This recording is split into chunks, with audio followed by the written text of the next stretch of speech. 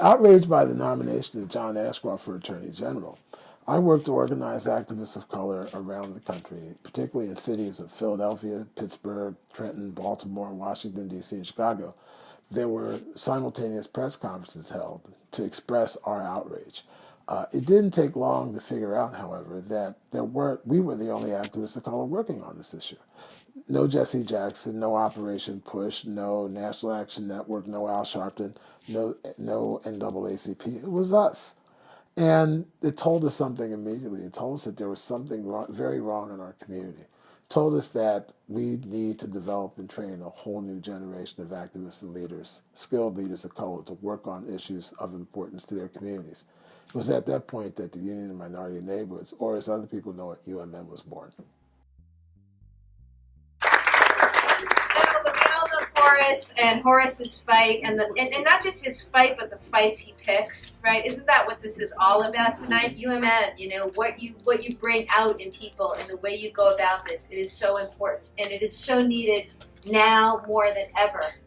I cannot believe the amount of work this man does and what he's accomplished. There are reasons that what is going on in other parts of this country, with racism and with just the deterioration, is not going on in Boston like it's going on in other places. And that's because through Horace, people communicate, people talk, people express their needs, people treat each other like fellow human beings. Horace is really, in my opinion, one of the best leaders we have within our community, not only in Boston, but frankly throughout New England. He's a hard worker, he's passionate, and he serves as a great example to so many men of color in this city, and he's a great friend to all of us.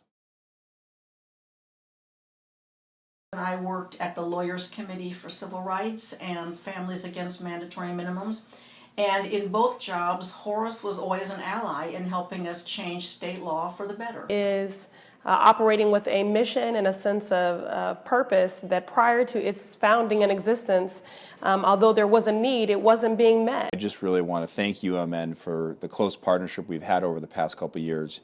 And I'm really excited to work on even stronger partnerships and stronger policies that really benefit all people throughout Massachusetts. They're also training people to be organizers themselves, so that you can see not only are they engaged topically, but they're also engaged in building strength within communities, and strength that will last even when the Union minority moves on. Because oftentimes we step up to leadership and we have goodwill but not necessarily good skills.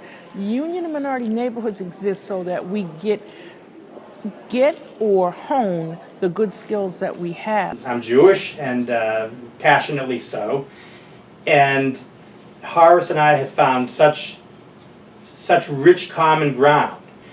We've spoken and acted on bringing Jews and blacks and other minorities back together to get to know each other on a one-on-one basis. Horace and I have had the opportunity to share thoughts about how we can bring dentistry, which is so sorely needed to people who don't have access to dental care. I'm talking about at the highest level. We've had meetings at the Harvard School of Dental Medicine with lawmakers, politicians, with leaders. All communities are safer, all communities are stronger with the support of organizations like UMN that can provide the resources that are necessary to our community to ensure that we're healthy and stable and strong. They're an organization that has always and will always stay committed to the idea that affected people should be leading their own struggles. After being a Howard Wright Fellow, I became a legislative aide, district liaison to the chairman of healthcare financing, Jeffrey Sanchez. I am an HRI alum, and UMN has been life-changing ever since. Developing youth to be engaged civically, to be engaged politically, to get executive skills that are necessary to organize, to create change in the community. It really warms my heart when I go to UMN events and see all the Rye Fellows. The infusion of young people that are just sort of cutting their teeth in activism and organizing. A place where I can come with peers of all different, nationalities, different creeds, religions, backgrounds, different places they grew up. The fellows are capable of doing so much, and with the support of UMN, really taking over Boston and taking over the country in terms of what comes next for Black and brown folks. The thing that I've always seen Horace do is bringing people into campaigns that are affected by the issues that they're working on, who don't have any organizing experience, who don't have any activism experience, who maybe don't have a ton of formal education, and making them leaders and training them and teaching them how to do the work. And the reality is that's when we're going to start seeing mass social change. When you had a Corey record, before Corey reform, it was almost a guaranteed death sentence. You couldn't get a job. You couldn't get housing. There was so many people devastated by Corey laws. One of the most rewarding things that we got to do was set up a Corey clinic. People could come from the community and get help with their Corys, get advice, get things like that. But we were able to use that to also really start getting support for the legislative and the policy work we were doing. I remember a rally on the Boston Common where Horace mobilized hundreds and hundreds of people to demand Corey reform. It's legislation that affects real people and has changed lives and improved lives. And I thank them for taking on that fight. If it weren't for Horace and UMN, Corey reform would never have happened in this state.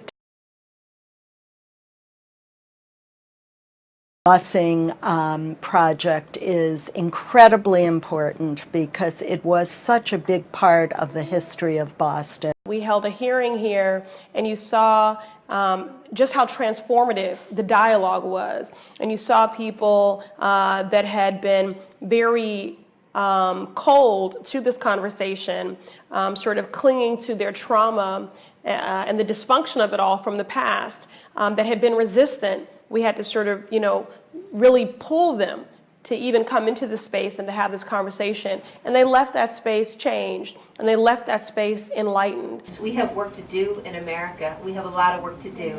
I'm privileged to have the opportunity to work with you and to have the Attorney General's office work with all of you, and I so admire everything that you're about, everything you bring to this, and we'll be right there with you along the way. Thank you for opening up your wallets too. I can say that. Writing a check makes me feel better.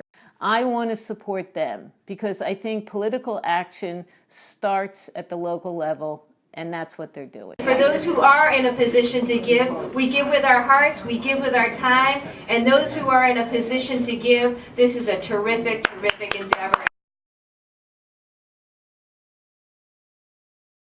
Starting in 2017, UMN is going to embark on a campaign for neighborhood leadership, a 3-year initiative in which we're going to train and develop 2,000 new activists of color in every neighborhood of the city of Boston to give them the skills that they need to effectively address issues and take control of their lives and their communities. These new skilled activists will have the ability to take on issues in their own communities while also being engaged in the broader issues that impact their lives, such as addressing real gun control legislation, activities such as making sure that there's a meaningful state budget that does not impact the lives of poor people, making sure that poor people get the dental care and the services that they need to be whole and committed citizens in this city. If you donate $5 to us, if you donate $5,000 to us, just know that every penny that you give us is stretched, and every dollar is used for the benefit and development of this principle that we hold dear, this thing that we call democracy.